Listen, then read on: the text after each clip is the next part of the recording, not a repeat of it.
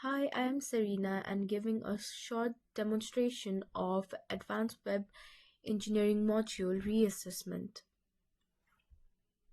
Let me just run it and show it. This is my project. For the project, I have to do a CRUD operation. For that, I needed to build a platform where I can do create, update, delete and do these kind of stuff in the listing. The list shown under the name or quantity or price or description is showing even after refreshing the page, and it is possible using get method as it retrieves data from the server in the system.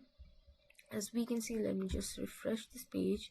We can see a chocolate is over there as shown in this part.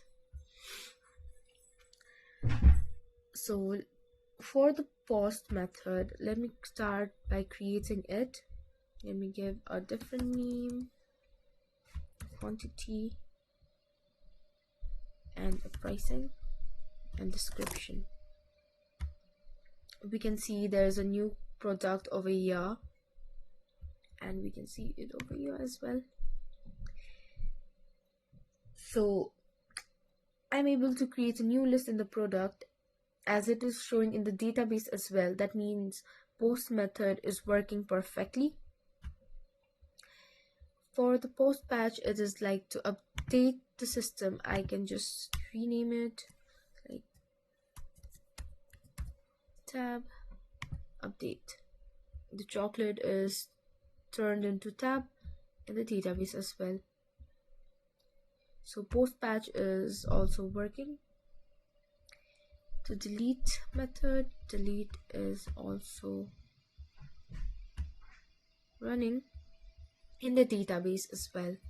Proceeding towards the seeding part, when we create a database, it is empty.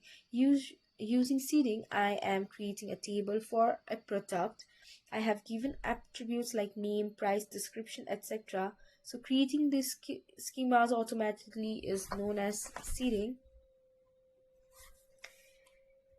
So over here in product factory, not product factory, it's like seeder.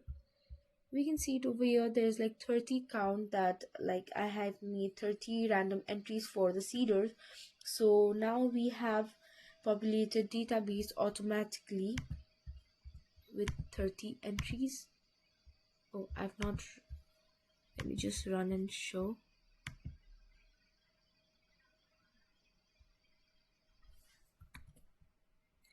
Just stop the system, run it, then again run it. There's a new thing. We can see there's like 30 different entries, and when I'll refresh this page, there's 30 different entries over here as well. Proceeding towards the factories, it is generally used for migration. Migration part is over here for product migration.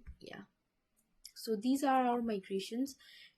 When my data goes to database and to identify in which format will it go, factories is used. Like for name it's string, and for quantity it's integer. Likewise the remainings are it. Use of ORM, as we know, it's just a concept. In this part, product factory, it's just a concept, as we have make a schema that we have a product type as an object. So this is going into the database like this one. And for the background and front end part, so this is my front end. For executing every task successfully, I have used a new page like create. This is the first page. Editing part, this is the second page, and the final page is the main page.